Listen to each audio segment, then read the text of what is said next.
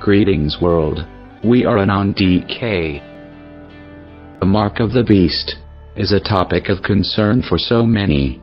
We thought it important to make a video regarding it. Many people are deceived and confused about what the mark of the beast is. It is not a physical mark. Deception. It will not be what we expect, because we will fall into it and be deceived. We will not know unless we are awakened, unless we are brought to realization. The truth is simple, it is easy, and that usually makes it all the harder to see. We are used to things being so complex, so involved, because the elite make everything this way, to confuse and fear and intimidate. So let us look at this a moment. The Bible very clearly states who the beast is. It is the Vatican, calling itself the synagogue of Satan and being robed in purple and red. The beast is clear. There is no doubt. So the beast system, it would have to do with the beast. The Vatican. We know the Vatican plans to bring about the one world government, the new world order. And in that government, which will happen in time to come, there will be a forced one religion. This government system, it seems, is the beast system. There is much fear and deception around this topic. In this system, the beast system, the one world order that the Vatican has worked hard and endlessly to bring about. We have exposed much on the beast topic already. Please see our movie The Lead for more on that. The beast system is from the beast, and the Vatican wants a one world rule. That is the system. We are in that system already, and much of the world is under control of the Vatican through the elite families and bankers. So with that, what would a mark be that would come from the Vatican and through the New World Order, that can take away our salvation? Only one thing can take away our salvation, and that is not believing and rejecting the salvation. The ones who control and run the Vatican worship Lucifer. They do all they can to force us to worship him as well. They perform false flags and wars, which are known to them as blood ritual sacrifices, human sacrifices, to Lucifer, and they blast it across the world for us to watch over and over and over. They make movies about their satanic rituals, but because they do not spell it out for us, we allow ourselves to be deceived, and we watch them and spend money on them, and waste our time on Luciferian rituals. We support it. And that is simply one example. This is in every aspect of our lives. The elite worship Lucifer and want to destroy us. They want to kill us, not keep us around as pets. And after the New World Order takes place and they crown the Antichrist in the third temple in Jerusalem, all which has to take place after economies collapse, and wars are so devastating, the world cries out for peace. When things get so bad, we beg for the New World Order, in the name of false peace. After the peace, the system will be put in place.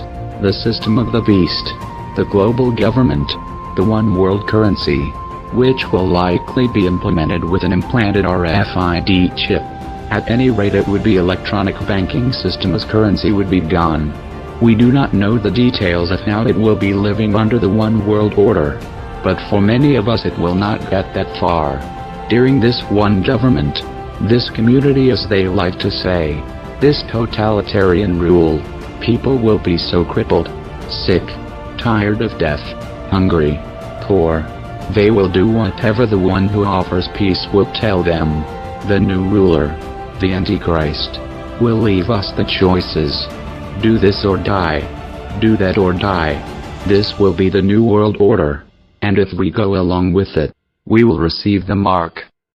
By rejecting our salvation, the mark of the beast is the forced worship on the day of Lucifer, the Sun Sunday, a forced worship. Under this one world government, when the laws are not followed, the punishment will be severe. They must have order and control. They will enforce the one religion on all, by forcing all to worship on Sunday, which is already recognized as the day of worship. They will of course make the new religion seem wonderful, tolerant, new and peaceful of course. They will make us want it. That is deception. And the one world religion is heresy. But that is what they do. We always ask for it. Always. And those who reject it will be killed for doing so. Perhaps sent to a camp first. But they will not hesitate to keep order and control in the system.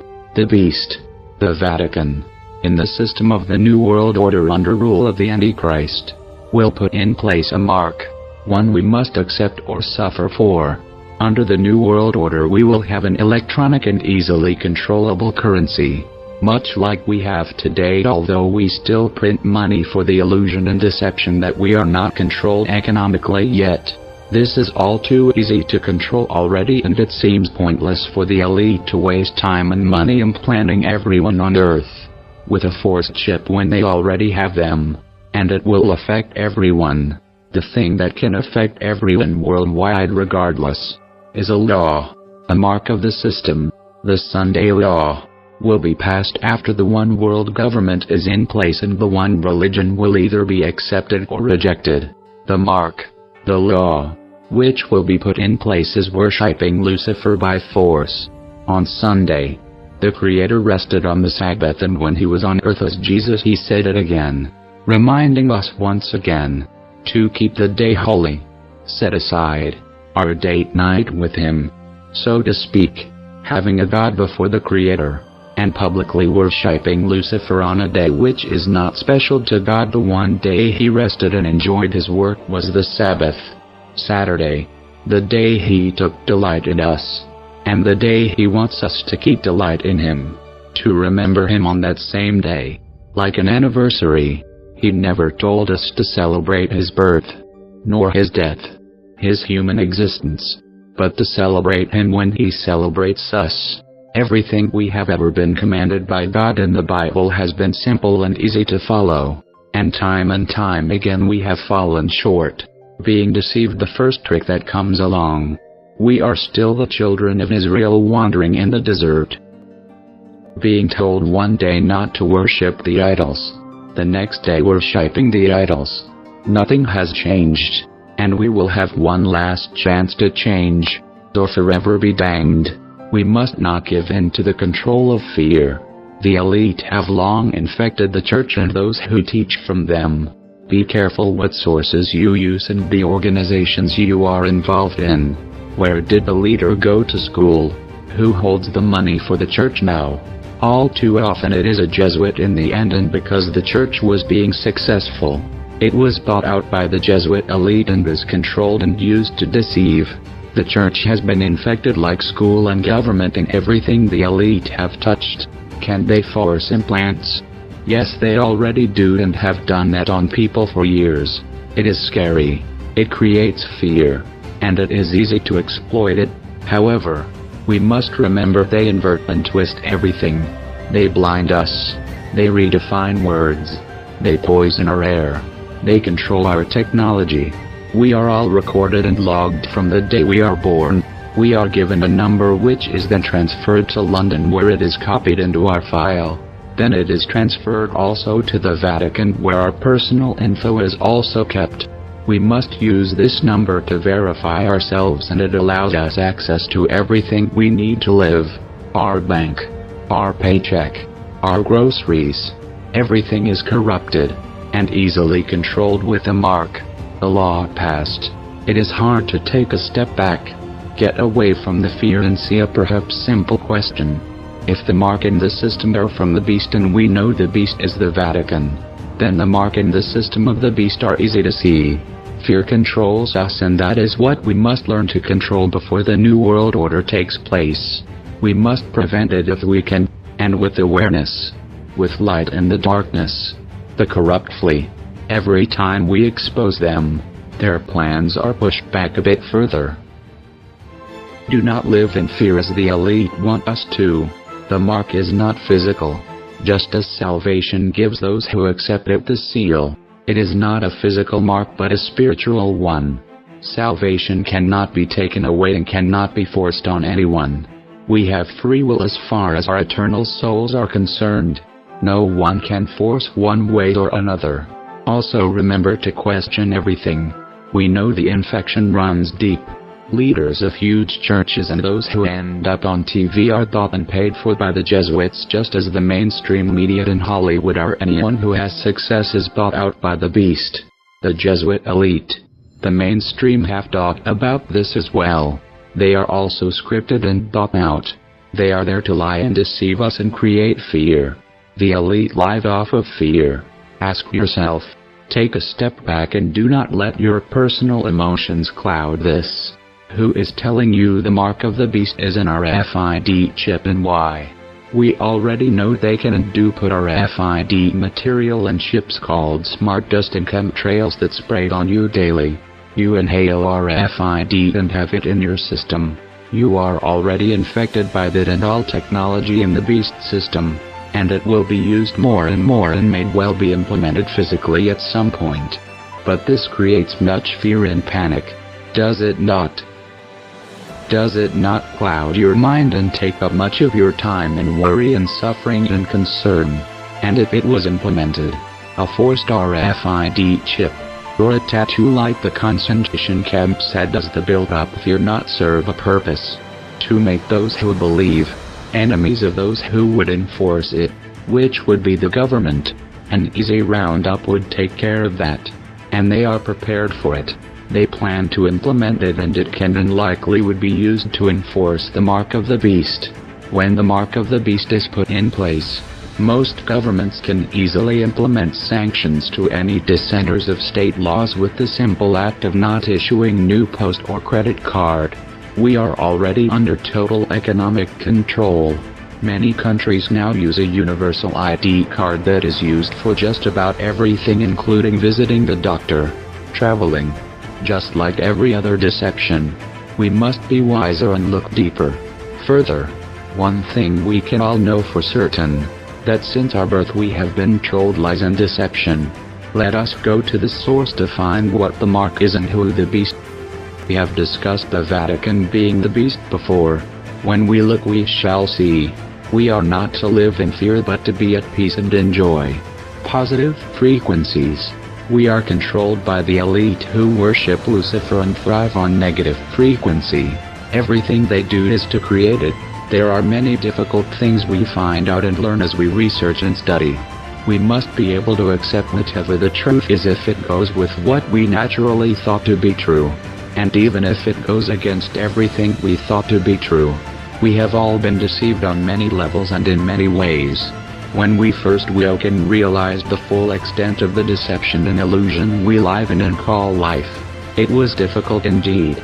It is very hard to be awake in a world so consumed with darkness, death, greed, fear, and the more you wake the more desperate you are to find some hope that humanity still exists. Knowing how simple and easy it is to live in peace the more we awaken, and it is impossible to achieve in this world. But we must trudge forth. We must stay awake and continue in the pain of reality. We must uncover the truth and shatter our illusions regardless the pain. Because we know we are more than we have been allowed to be. The slavery must end, the truth must be found. And so in the pursuit of truth, and after a few requests on this topic, we hope very much to ease the stress and fear this topic creates. And if nothing else, perhaps this will give you information that will help you continue your journey for truth. There is no need to fear. The truth sets us free from that. So let's take a look. In the Bible, it says that if you get the mark of the beast, you lose your salvation. And this is pretty interesting, that it would have to be a microchip, seeing as the people who suggest this also say once saved, always saved, which to my mind just does not square up at all. How, if we are once saved, always saved, that if we cause this little microchip to get in our hands, we lose our salvation? In the Bible, it says, "My sheep hear my voice, and I know them, and they follow me, and I give unto them eternal life, and they shall never perish, neither shall any man pluck them out of my hand. My Father which gave them me is greater than all, and no man is able to pluck them out of my Father's hand." That's from John 10, verses 27 to 29.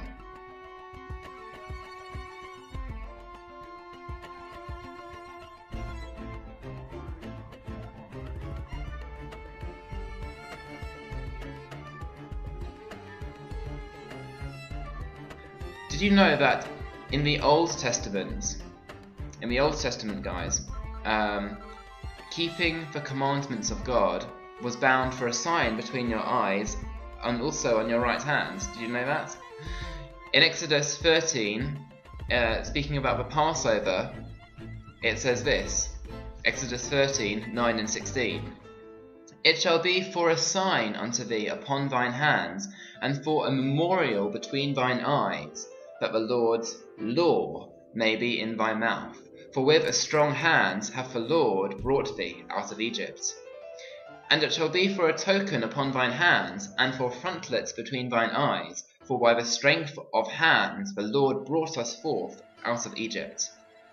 And again, it's also in Deuteronomy chapter 6.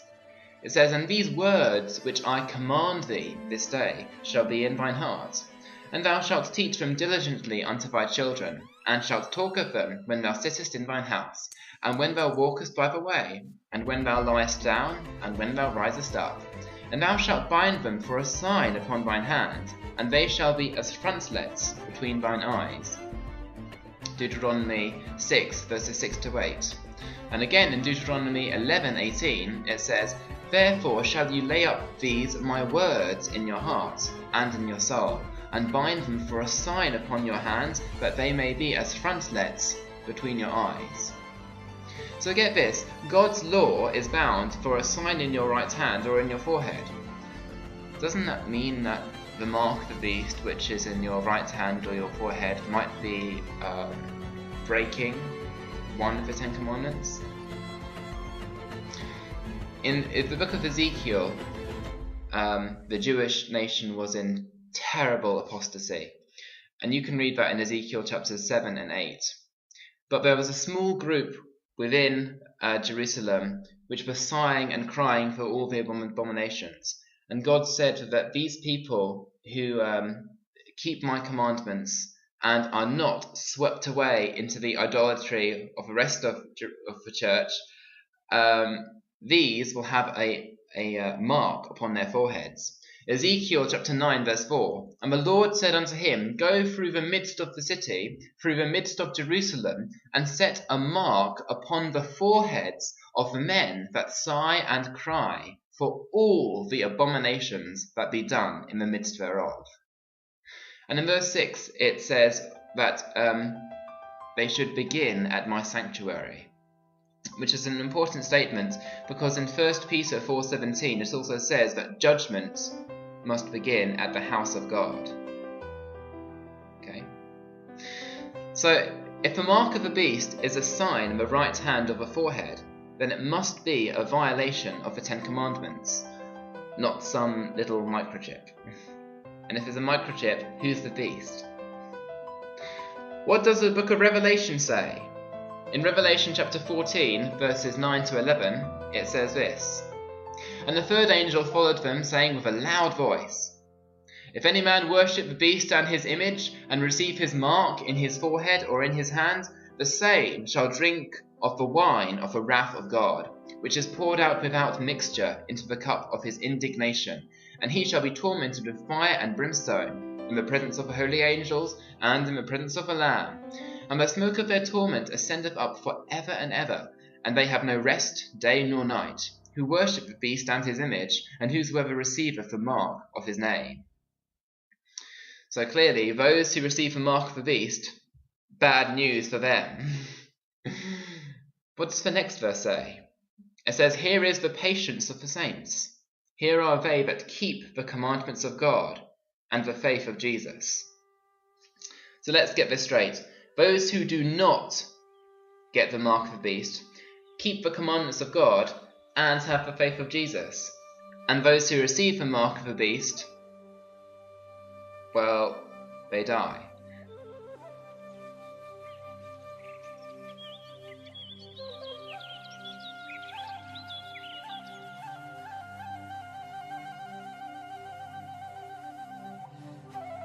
So obviously the mark of the beast must be the counterpart of not receiving a mark of the beast, and if not receiving a mark of the beast is keeping the law of God, then having a mark of the beast must be a violation of the Ten Commandments. Maybe that's why it says it's in your right hand or your forehead, just as it says in the Old Testament that keeping a commandment is for a sign in your right hand or your forehead. Surely the Lord God will do nothing but he revealeth his secrets unto his servants the prophets. Amos 3:7. So get this, prophecy is not a private interpretation. Interpretations belong to God. We have to study line upon line the whole Bible in order to understand the whole of Revelation. If we do not use the Bible to explain the prophecies, there's no light in us. And if we are God's servants, God will explain prophecies to us. 2 Peter 1 verse 20, Genesis 40 verse 8, Isaiah 8:20, Isaiah 28 verse 10, and Amos 3 verse 7. So firstly, who is the beast? Let's just have a brief history lesson on the prophecies of Daniel. In Daniel chapter 2, the king Nebuchadnezzar dreams of this image, and it represents the nations which will come after him. The head of gold represented Babylon. The breast and arms represented Medo-Persia. The belly and thighs represented Greece. The legs of iron represented Rome. And the 10 toes, which came at the end, represented the modern nations of Europe, and then the papacy came amongst them. But the papacy is not part of the 10 toes. The 10 toes were the Saxons, who became the English, the Franks, who became the French, the Alemanni, who became the Germans, the Visigoths, who became the Spanish, the Suevi, who became the Portuguese, the Lombards, who became the Italians, the Burgundians, who became the Swiss, and then there were 3 others known as the Heruli, the Vandals, and the Ostrogoths.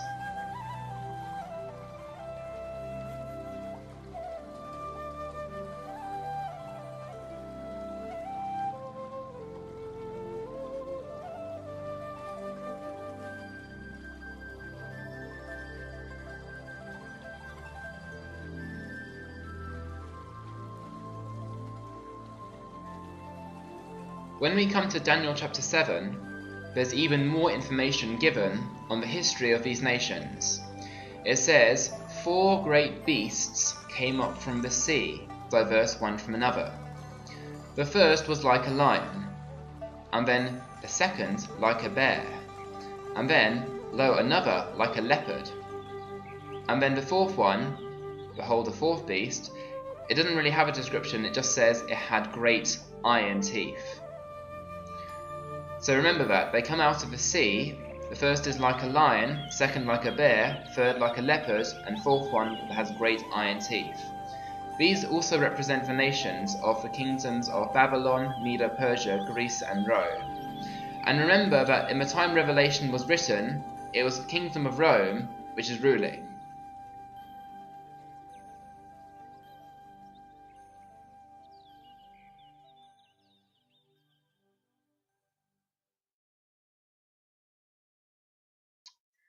Rain check. I stood upon the sand of the sea, and saw a beast rise up out of the sea, having 7 heads and 10 horns, upon his horns 10 crowns, and upon his heads the name of blasphemy. And the beast which I saw was like unto what? A leopard, and his feet were as the feet of what? A bear, And his mouth was as the mouth of what? A lion. And the dragon gave him his power, his seat, and great authority. That's interesting here, that this beast here is like a leopard, his feet were as the feet of a bear, and his mouth was as the mouth of a lion, almost exactly matching what Daniel says when he says that 4 great beasts came up from the sea. The first was like a lion, the second like a bear, and the third one like a leopard. Pretty interesting to me. This meant that the papacy, which is what it's talking about in Revelation 13, would have the worst and most vile characteristics of the 3 main preceding nations which came before it. Most similar to the leopard, which was Greece, the nation just before it. Then a little bit more similar also to Medo-Persia, the nation before that, the bear. And also a little bit similar to the nation even before that, Babylon, the lion. And it's interesting that in Revelation it says he has the mouth of a lion, because it was Nebuchadnezzar who first thought to speak blasphemous words. It was Nebuchadnezzar who made that giant statue 6 across and 60 high, 666, and caused all to worship before it, paralleling the mark of the beast. And because Nebuchadnezzar represents the lion in Daniel 7, or the kingdom of Babylon, the lion in Daniel 7, then that's why it says in Revelation 13 that he had the mouth, or the same attitude, as a lion. Now in Revelation 17, it gives the same description of the beast. Revelation 17:3 says, "He carried me away in the spirit into the wilderness, and I saw a woman sit upon a scarlet-coloured beast, full of names of blasphemy, having 7 heads and 10 horns." Notice it gives the same description as is found in Revelation 13. It says, having 7 heads and 10 horns. This is the one that rises up from the sea and is like a leopard, like a leopard, a bear, and a lion. So Revelation 17:3 says it's really a woman sitting upon a scarlet-coloured beast. In prophecy, what does a woman mean, and what does a beast mean? Well, let's go back to Daniel 7 again, where it speaks about the lion and the bear and the leopard. In Daniel chapter 7, it says 4 great beasts came up from the sea. When we come down to verse 17, it says, "These great beasts, which are 4 kings, which shall arise out of the earth." When we come to verse 23, it says, "Thus he said, the 4th beast shall be the 4th kingdom, which shall be diverse from all kingdoms." So clearly here, in prophecy, a beast is a kingdom. So when it says a woman is sitting upon a scarlet-coloured beast, it clearly means that something is going to join itself to a nation or a kingdom. And by the way, it does say that this kingdom will be diverse from all kingdoms. Why will it be diverse? Because it's sitting upon a woman. And what does a woman represent in prophecy? In Jeremiah 6 verse 2 it says, "I have likened the daughter of Zion to a comely and delicate woman." And again in 2 Corinthians 11 verse 2 it says, "I am jealous over you with godly jealousy, for I have espoused you to one husband, that I may present you as a chaste virgin to Christ." So the church of Christ is presented as Christ's bride to Jesus himself. And in prophecy, in Jeremiah, it says that I have likened the daughter of Zion to a comely and delicate woman. So there we have it. In prophecy, a woman is a church. That's why Revelation says that it was a woman sitting upon a scarlet-coloured beast. In other words, it was a church which joined a nation, which was the history of the Vatican. That's why Daniel says that he shall be utterly diverse from all nations, every other nation before or after it. The 4th beast shall be the 4th kingdom, and which shall be diverse from all kingdoms. And get this, the 10 horns out of this kingdom are 10 kings that shall arise. I've already told you what those kings were. And another shall arise after them. This other one is called the papacy. He shall be diverse from the first. Why is he diverse? Because he's also a church. And he shall subdue 3 kings. This prophecy about subduing 3 kings is pretty important. Do you remember that there were those 3 other ones called the Heruli, the Vandals, and the Ostrogoths? Well, they were pretty upfront about saying, "Mr. Vatican, you cannot become a church and state. We won't allow it. We are going to fight against you, and we are not going to have it." but in the books of history it says that the Vatican prevailed against them. The Heruli were the first ones to fall in 493 AD. The Vandals went a few years later in 534 AD, and the Ostrogoths, which put up with them till the last, were extinguished finally in 538 AD. And then it was in 538 AD that Vigilus ascended the papal chair under the military protection of Belisarius, and then established the system of the Vatican, a church and a state, together. And what is another prophecy about the Antichrist? It says that this beast here has 7 heads. What do the 7 heads mean? Revelation 17 verse 9 says, "Here is the mind that has wisdom. The 7 heads are 7 mountains on which the woman sitteth." It is within the city of Rome, called the City on 7 Hills, that the entire area of Vatican State proper is now confined.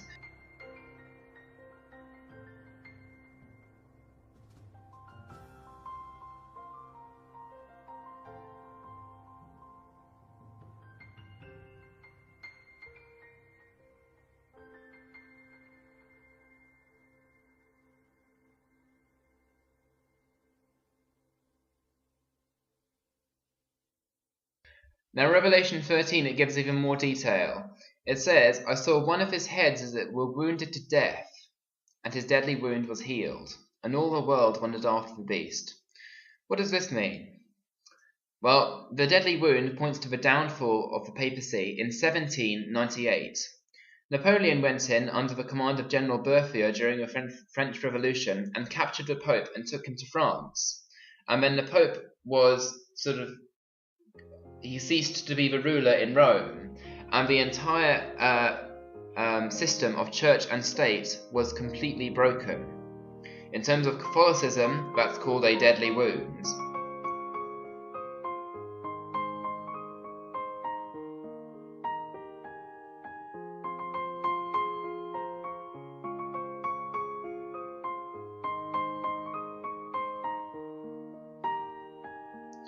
And the time difference between these two dates, 538 AD and 1798 AD, is exactly 1,260 years.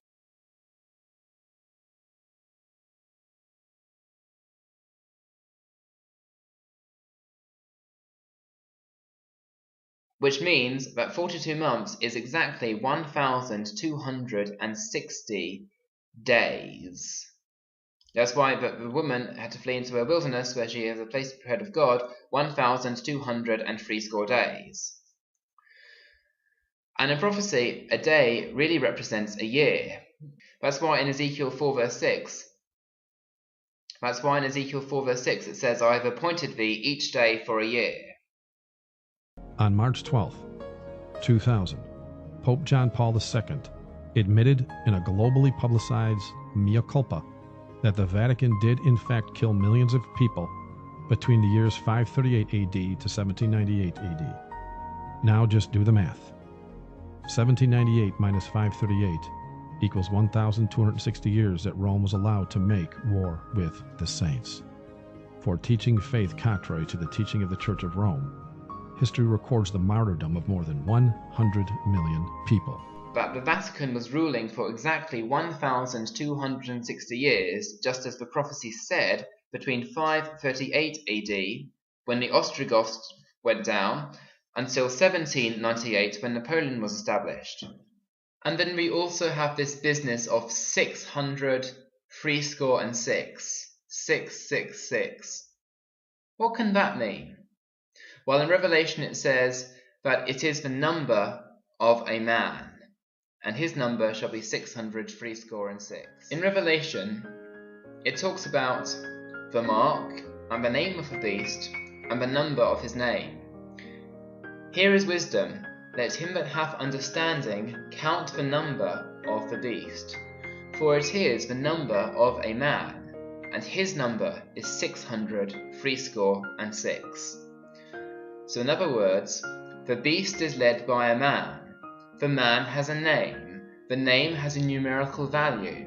The numerical value on the name is 666, meaning the Pope's name will add up to 666. What does the Catholic Church say that the name of the Pope is? The letters inscribed in the Pope's mitre are these: Vicarius Filii Dei, which is the Latin for Vicar of the Son of God. Catholics hold that the Church, which is a visible society, must have a visible head. Hence to the Bishop of Rome, as head of the Church, was given the title Vicar of Christ.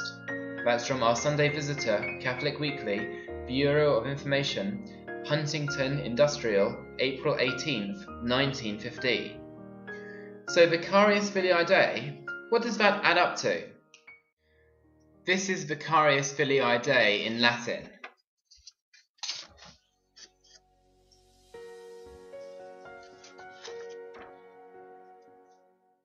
When we add up the Roman numerals for filii, we come up with 53. When we add up the Roman numerals for Dei, we come up with 501. And so the Latin title, Vicarius Filii Dei, which translated means Vicar of the Son of God, adds up to 112 plus 53 plus 501, which does indeed total 666. This is the official title of the Pope. But it doesn't end there. We also have Ludovicus, which means Vicar of the Court. And in Latin, Ludovicus does add up to 666. 50 plus 5 plus 500 plus 0 plus 5 plus 1 plus 100 plus 5 and 0, 666. Dux Cleri, which means Captain of the Clergy. 500 plus 5 plus 10, and Cleri is 100, 50, 0, 0 and 1. So in other words, 515 plus 151 totals 666. Again, Rex Latinus Sacerdus, which means King of the Roman priests or King of the Latin priests. Rex comes to 10, Latinus comes to 56, and Sacerdus comes to 600, which totals 666. But it doesn't end there. The Vatican also calls itself Sancta Lux Dei, which means Holy Light of God. And Sancta Lux Dei does also add up to 666. And what does the Vatican say about its own mark? It says, of course, the Catholic Church claims that the change, Saturday Sabbath to Sunday, was her act, and the act is a mark of her ecclesiastical authority in religious things. H. F. Thomas, Chancellor of Cardinal Gibbons, November 11th, 1895. Sunday is our mark of authority. The Church is above the Bible, and this transference of Sabbath observance is proof of that fact. Catholic Record of London, Ontario, September 1st, 1923. So in other words, the mark of the beast is Sunday keeping.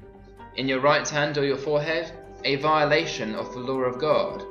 It is not a microchip, for no man will pluck them out of my Father's hands.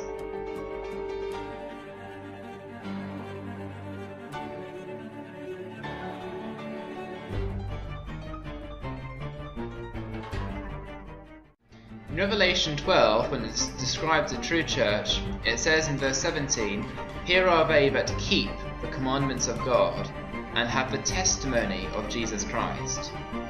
The true church keeps the commandments of God. And because they keep the commandments of God, they have something called the testimony of Jesus Christ. What is the testimony of Jesus Christ? In Revelation 19 verse 10 it says, "The testimony of Jesus is the spirit of prophecy." So in other words, those who keep the commandments of God will have the spirit of prophecy. Or in other words, those who obey the Sabbath commandments will have the gift of understanding prophecy. Who is in charge, my friends? Who is in charge? And how can we know if a ministry, if a church is being led by God? Jesus says, not by man's approval, but by their fruit. You shall what? Know them, my friends. So now question, which entity will Christ use primarily to finish the work? It is not the regular lines, my friends. It is what, my friends? It is not the regular lines. Look here, beloved, how could this be the entity? How could this be the entity? June 2002, in our senior Sabbath school lesson quarterly, on page 85 and page 86, there was a startling statement where the worldwide church stated that 666 in Revelation chapter 13, verse 18 specifically, it does not connect, it has nothing to do with the papacy. These could not be the angels flying in the midst of heaven, having the everlasting gospel, when the principal controversial issue in these last days is the mark of the beast crisis. It is over worship. And in our Sabbath school lesson guide, we are saying we don't believe that 666 has anything to do with the papacy. That is heresy, my friends. Watch this. This is Neil Wilson, the former General Conference president, the elder, since 1980 to 1990. And in this sworn statement before the court, he stated, listen carefully, he stated that in our past history, Seventh-day Adventists took an anti-popery stance. But as far as he's concerned and the church is concerned, we no longer have an anti-popery stance. So friends, if we're not against popery and the principles of popery, what's the opposite? We are united with the papacy, my friends. How could you be in bed with the papacy and still preach the mark of the beast?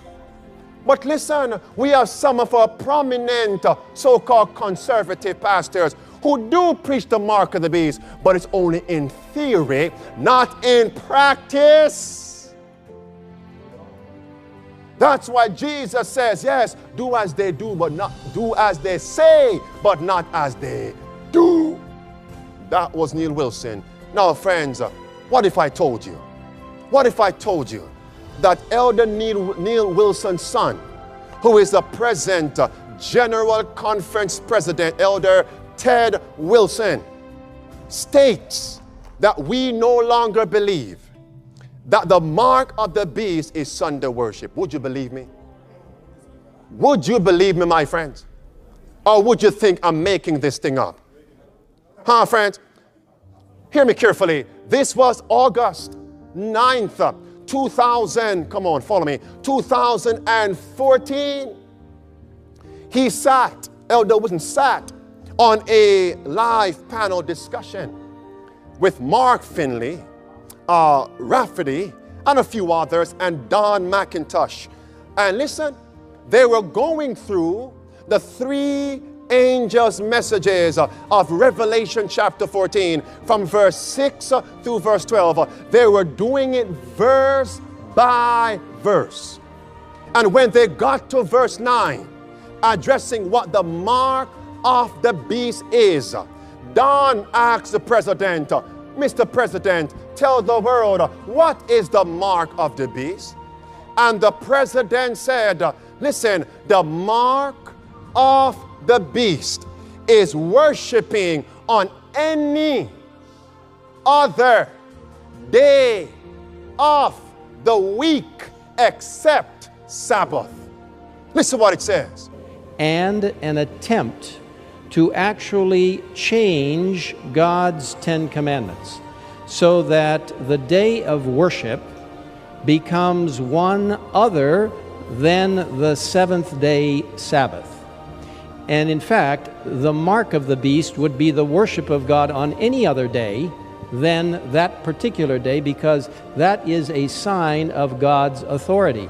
In fact, let's contrast the mark of the beast with the seal of God, because the seal of God for God's people in the last days will be their adherence, their love of Him, and their observance of the day which He has ordained and made sacred, the seventh-day Sabbath. So you are sealed with a special connection with Him when you keep that day.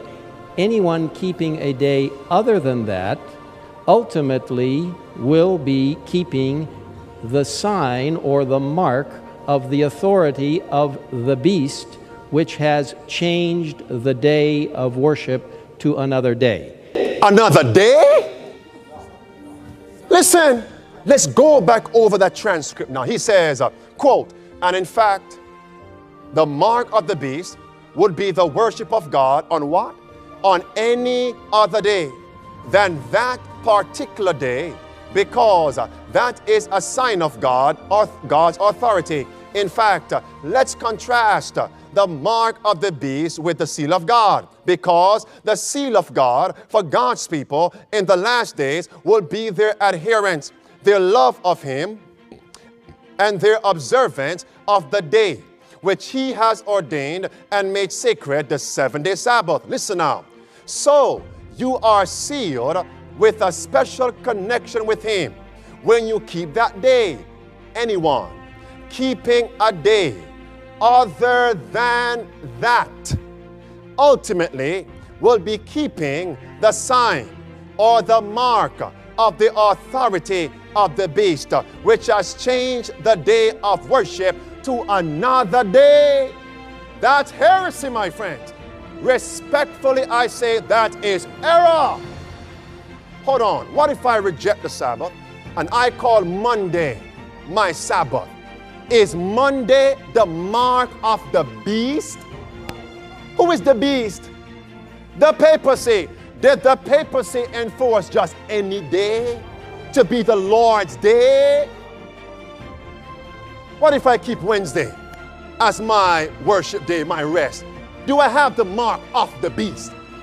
Why is it that our presidents, plural, and this present president is afraid to publicly confess the present truth and to call sin by its right name? How could these men then be the angels of Revelation chapter 14?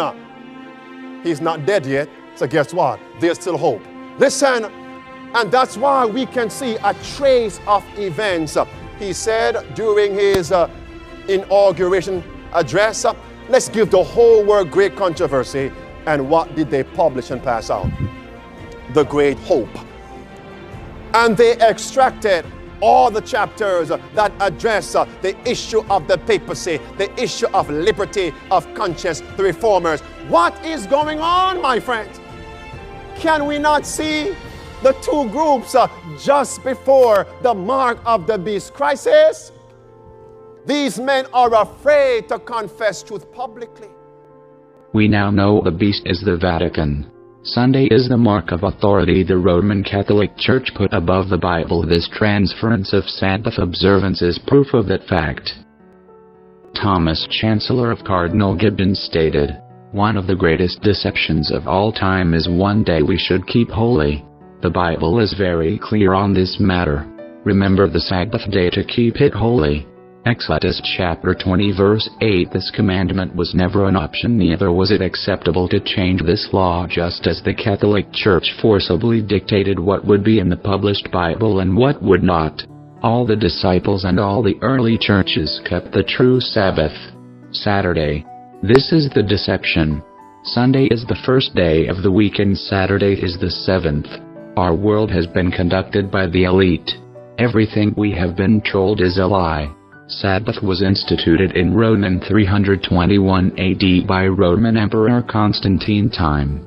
His fake conversion to Christianity as a Jesuit, in order to gain power, merged the Christians with the paganism of the Roman Catholic Church, moving the Sabbath to the pagan sun worship day. This political move brought unity throughout Rome, the global government of its time.